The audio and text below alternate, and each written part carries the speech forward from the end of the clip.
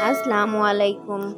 बोदला बहार सिंध के सूफी बुजुर्ग दीगर ज़बानें बोदला बहार, अंग्रेज़ी बोदला बहार, सिंधी बोदलू बहार, पैदाइश 1238 ईस्वी, वफ़ात 1298 ईस्वी का असल नाम मखदूम सिकंदर था। आप सेवन शरीफ के बड़े दरवेश और लाल शहबाज कलंदर के ख़ास खिदमतगार थे। आपका ताल्लुक़ मुल्तान से था।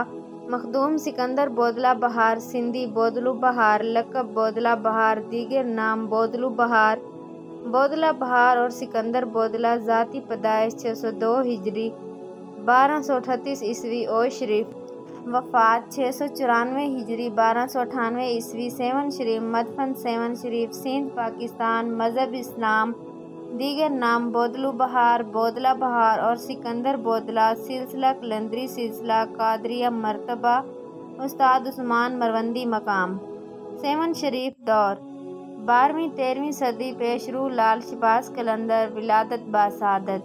मखदूम सिकंदर बोदला बहार बुजुर्ग 602 हिजरी बामुताबिक 1238 ईस्वी में ओय शरीफ में पैदा हुए। हालात ज़िंदगी। मखदूम सिकंदर बोदला बहार बचपन में सूफ़ी औलिया की कुर्बत नसीब हुई। जवानी में सेवन शरीफ आए। पहले दर्स व तदरीस से वाबस्ता रहे, मगर बाद में सूफियाना रमूज़ के असर में तारकुद दुनिया बनकर रूहानी रहबर की तलाश में गुम रहने लगे। आप इस सूफियाना रंग में नंगे घूमते फिरते थे। फिर आपको लाल शहबाज कलंदर की कुर्बत नसीब हुई और आप कलंदर शहबाज के हर दिल अजीज़ तलबा में से थे। आपने शादी नहीं की, उम्र भर कंवारे और मुजरद रहे। रिवायात के मुताबिक एक हिंदू कसाब ने उन्हें कत्ल किया था। बोदलू बहार की मज़ार सेवन शरीफ के किला के करीब और कलंदर शहबाज की मज़ार के शुमाल में वाक़या है। सेवन शरीफ में बोदला बहार के नाम से काफ़ी उतारा भी है। आप हमेशा सुर्ख कपड़े पहना करते थे, जिस वजह से उसकी दरगाह के मुतवल्ली और फुकरा भी सुर्ख कपड़े पहनते थे। बोदलू बहार की मज़ार के फुकरा रोज़ाना पायों में घुंघरू पहनकर धमाल लगाते हैं। राजा चौपट और बोदला बहार। एक मशहूर रिवायत है कि जहाँ कलंदर शहबाज का मज़ार वाक़या है, उसके करीब एक किला हुआ करता था और सेविस्तान पर राजा चौपट की हुकूमत थी। चौपट के जुल्माना इक़दामात से अवामुन्नास सख्त बेजार थे। चूँकि वो एक हिंदू राजा था, उसके बावजूद मुसलमानों के साथ साथ हिंदुओं को भी जुल्माना कार्रवाइयों का निशाना बनाता था। बोदला बहार की शहादत।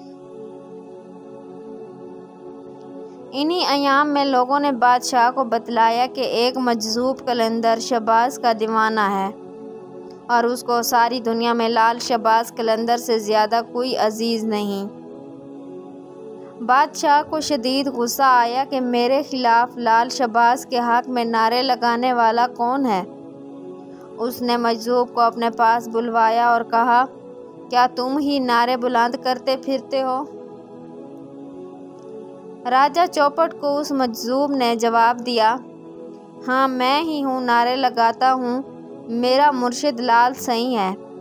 ये कहकर मजज़ूब शख्स ने दोबारा दीवाना वार नारे लगाने शुरू कर दिए। राजा चौपट ने मालूम किया कि उसका नाम क्या है, तो उसको बताया गया कि इस मजज़ूब शख्स का नाम सिकंदर बोदला है। राजा चौपट ने कहा, कलंदर के हक़ में नारे लगाना बंद कर। ये सुनकर बोदला बहार की आवाज़ में मज़ीद शिद्दत आ गई। उस राजा की बददिमागी अपने अरूज पर पहुंच गई। उसने हुक्म दिया कि मुझसे बगावत करने के जुर्म में इसे मजज़ूब को ज़िबह करके पकाया जाए और इसका गोश्त खा लिया जाए। इधर उनको ज़िबह करने के बाद उनको खाया जा रहा था और उधर लाल शहबाज कलंदर रवार फुदकी से धमाल डाल रहे थे। लाल शहबाज कलंदर मामूल के मुताबिक धमाल के दौरान बोदला बहार को पुकारते थे।